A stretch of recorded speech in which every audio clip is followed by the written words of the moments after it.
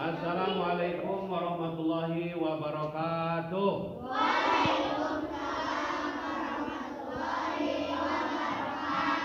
Alhamdulillah wa bihi nasta'in ala umuri dunya waddin wassalatu wassalamu ala Rasulillah wa ala alihi wa sahbihi wa azwajihi wa dzurriyyatihi wa ali baitihi wa aqrabaihi wa ansarihi wa ikhwanihi minal anbiya wal mursalin. Anak-anak sekalian, apa kabar hari ini kalian? Alhamdulillah. Luar biasa. Allahu akbar. Untuk menambah keceriaan hari ini kita mulai pelajaran kita tentang Torah ini dengan tangan ke atas, tangan ke tengah, kemudian tepukan sekencang-kencangnya biar tidak ngantuk.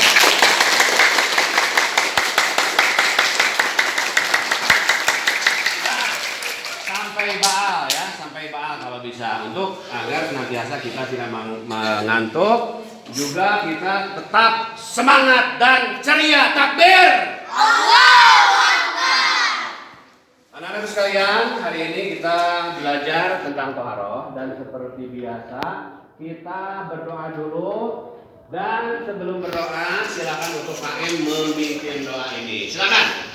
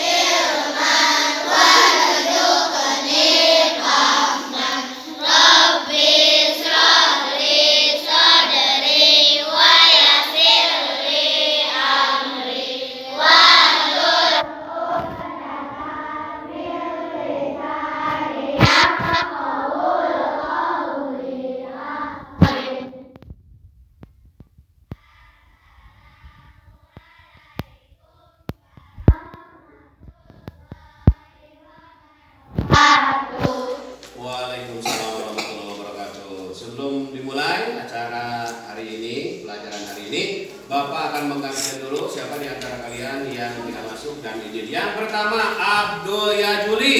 Hadir. Yang kedua Aglabian Nibros. Yang ketiga Alia Yulia.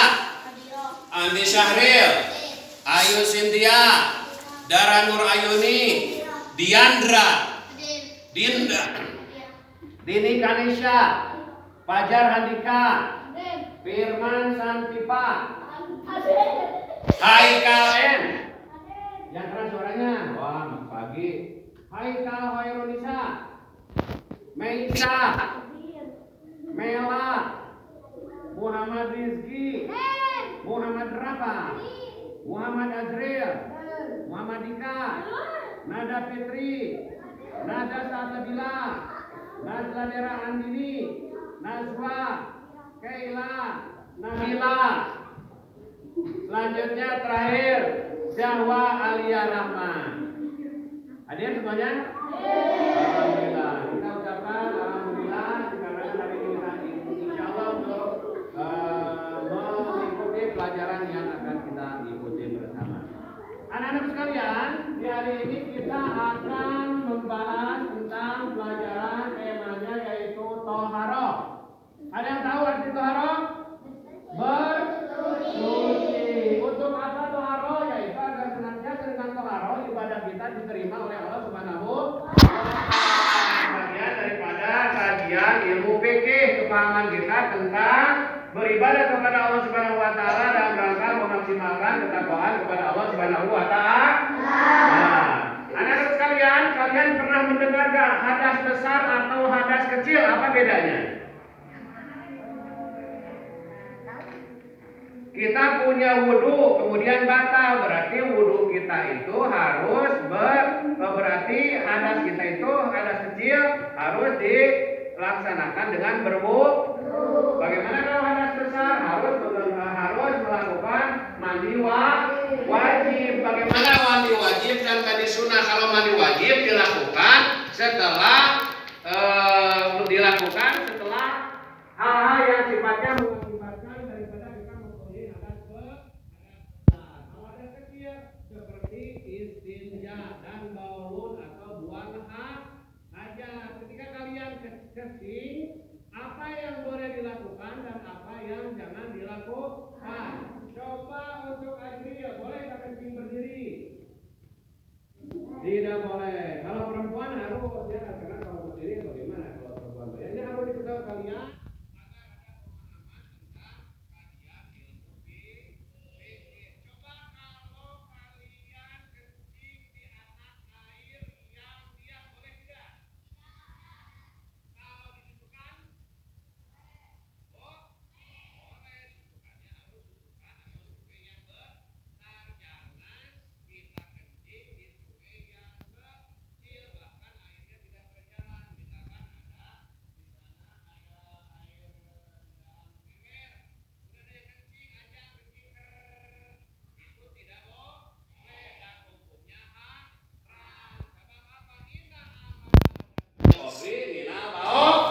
Sesungguhnya orang yang nanti banyak disiksa di kuburan adalah orang yang tidak benar melaksanakan toharohnya, ya. Jadi setelah kencing langsung melenyeng, setelah kencing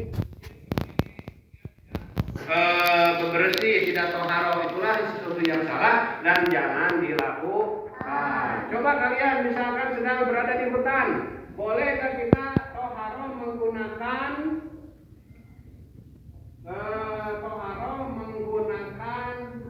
debu atau tanah, boleh?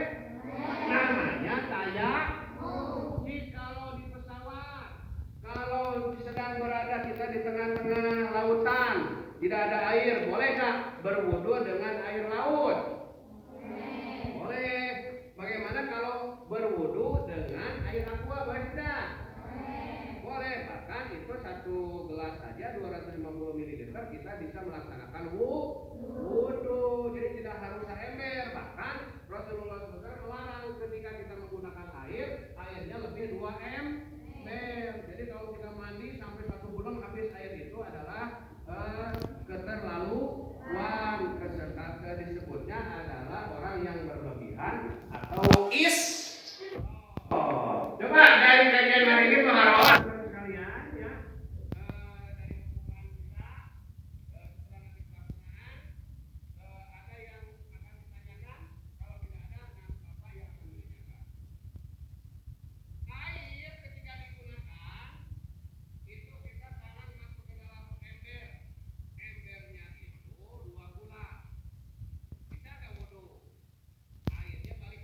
Itu boleh tidak?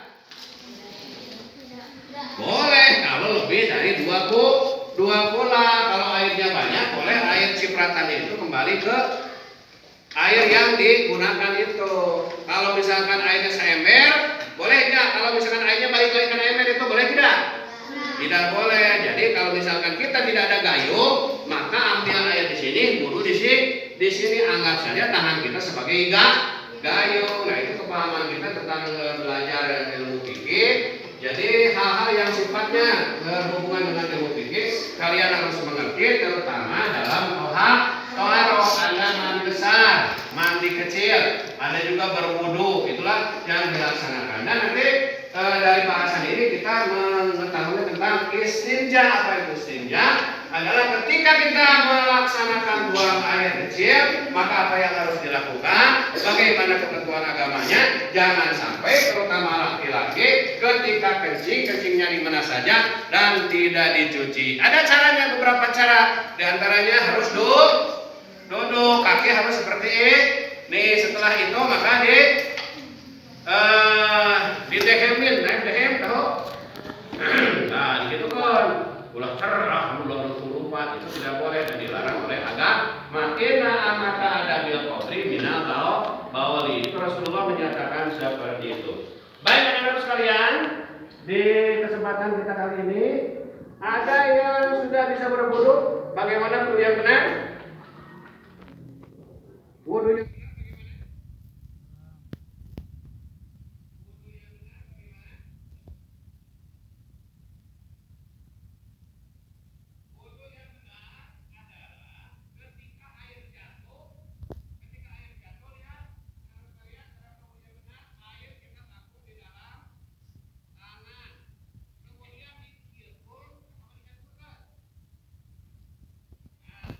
setelah bertampung di sini di ke atas seperti ini. Kemudian setelah itu sampai 3 kali sunahnya.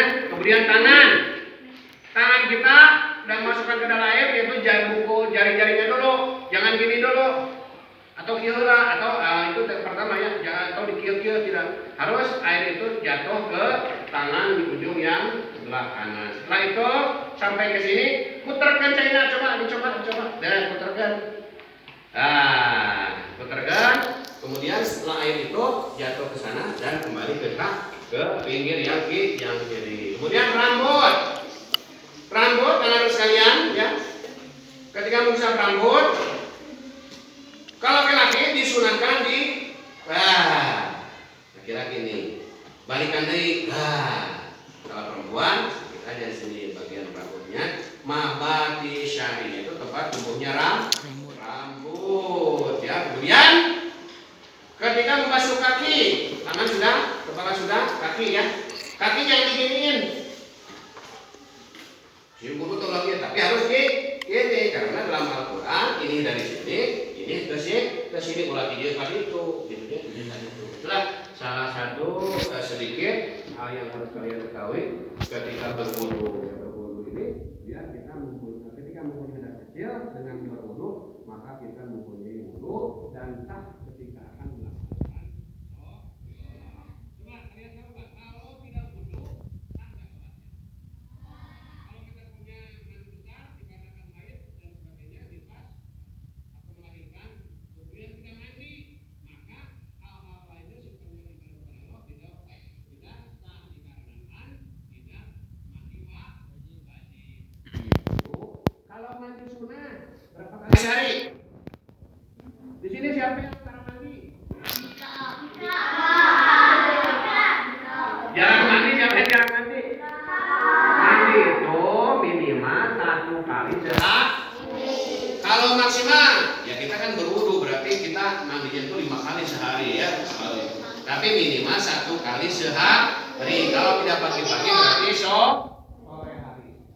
Itu toharoh. Kita bersuci dengan menggunakan air. Adapun ketika air tidak ada, maka boleh kita menasahkan tayamum. Kalau lagi di hutan, kalau lagi di laut ada air banyak. Kalau lagi di hutan bisa menggunakan tayamum dengan menggunakan tanah. Ada yang tahu bagaimana cara tayamum? Tayamum coba. Ya, dikarenakan kalian sedang belajar kelihatan ngantuk, boleh berdiri dulu semua. Boleh berdiri dulu. Kalau kau senang hati semuanya,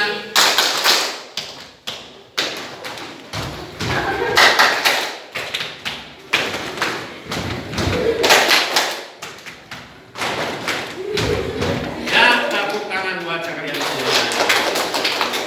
Boleh duduk lagi. Ya, di akhir pembelajaran hari ini akan dilaksanakan evaluasi dari pelajaran yang tadi disampaikan. Jadi Bapak mau bertanya kepada siapa aja yang tahu, boleh dijawab. Yang tidak tahu tidak bisa jawab ya, yang tidak tahu. Tapi boleh acungkan tangan. Pertanyaan Bapak, bersuci dengan menggunakan tanah boleh tidak? Boleh. Tepuk tangan buat kalian semua. Ketika kita di hutan tidak ada air, berarti apa yang harus kita lakukan? A. Tayamum. B. Berwudu. Tayamum. Terima kasih. Bagus. Pertanyaan ketiga tentang hadas besar. Hadas besar itu ketika kita mempunyai hadas besar dan harus A. Mandi, B. Berwudu. Mandi wajib. Terima kasih. Sudah 3 pertanyaan yang dijawab.